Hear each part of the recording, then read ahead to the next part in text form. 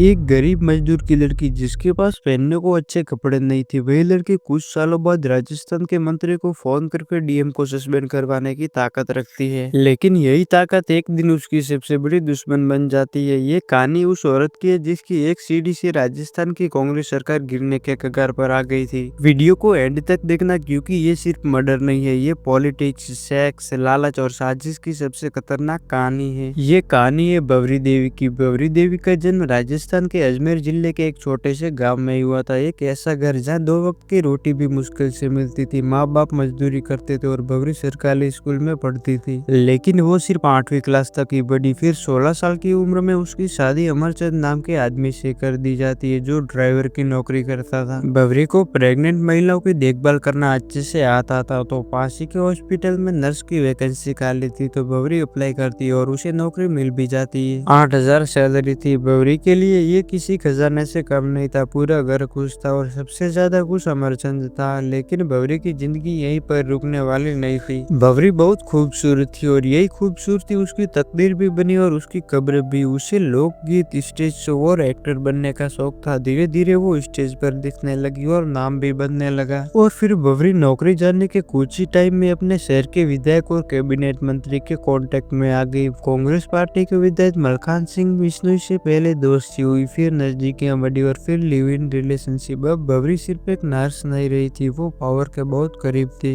Entertainment और politics में busy होने के कारण हॉस्पिटल की नौकरी अफेक्ट होने लगी, तो डीएम उसे सस्पेंड कर देता है। लेकिन यही पता चलती है बवरी की असली ताकत। विधायक का फोन जाता है, फिर कैबिनेट मिनिस्टर महिपाल मदेरणा की एंट्री होती है और कुछ ही घंटों में बवरी को वापस नौकरी पर रखा जाता है। अब बवरी को लगने लगा था कि मैं कुछ भी कर सकती हूँ। वो हॉस्पिटल जाए या ना जाए, किसी की हिम्मत नहीं थी सवाल पूछने की। अब बवरी लोगों के काम करवाने लगी थी, ट्रांसफर, पोस्टिंग, कोई केस सुलझाना हो, लेकिन फ्री में नहीं। वो एक पॉलिटिक्स ब्रोकर बन चुकी थी। उसके पास सब कुछ आ चुका था, गाड़ियां, बच्चों को बड़े स्कूल में पढ़ाना, लग्जरी लाइफ स्टाइल। लेकिन बवरी का लालच और बढ़ने लगा। अब बवरी खुद एमएलए बनना चाहती थी, लेकिन कोई नेता इतना बड़ा रिस्क लेने को तैयार नहीं था। उन लोगों ने बवरी से दूरी बनानी शुरू कर दी, उसका फोन भी उठाना बंद कर दिया था। अभी बवरी अपनी जिंदगी की सबसे खतरनाक चाल चलती है। वो मलखान सिंह और मंत्री महिपाल मदेरणा दोनों को ब्लैकमेल करने लगती है, ये कहकर कि मेरे पास 52 मिनट की एक सीडी है जिसमें तुम्हारे सारे कारनामे, तुमने मेरे साथ जो संबंध बनाए थे वो सब है उसमें रिकॉर्डिंग। और अगर ये सीडी मैंने मीडिया को दे दी तो तुम्हारी कुर्सी, इज्जत, परिवार सब कुछ मिट्टी में मिल जाएगा। अगर ऐसा नहीं चाहते तो 20 किलो सोना और 50 लाख कैश मुझे दे दो। लेकिन फिर भी वो लोग मानने के लिए तैयार नहीं थे। अब बवरी शक हार के सीधे कांग्रेस सरकार के ओपोजिट बीजेपी के पास जाती है और उन्हें सीडी के बारे में बताती है। लेकिन फिर एक दिन बवरी के पास महिपाल मदेरणा और मलखान सिंह का आदमी सोहन आता है और बवरी को एक एड्रेस पर आकर पैसे ले जाने को बोलता है। बवरी भी बहुत खुश हो गई थी। फिर बवरी उस एड्रेस पर सोहन से मिलने के लिए जाती है, लेकिन वहां से वापस कभी नहीं आती। वो वही गायब हो जाती है। अब ये खबर आग की तरह पूरे राजस्थान में फैल जाती है कि दोनों नेताओं ने कुछ गड़बड़ करी है।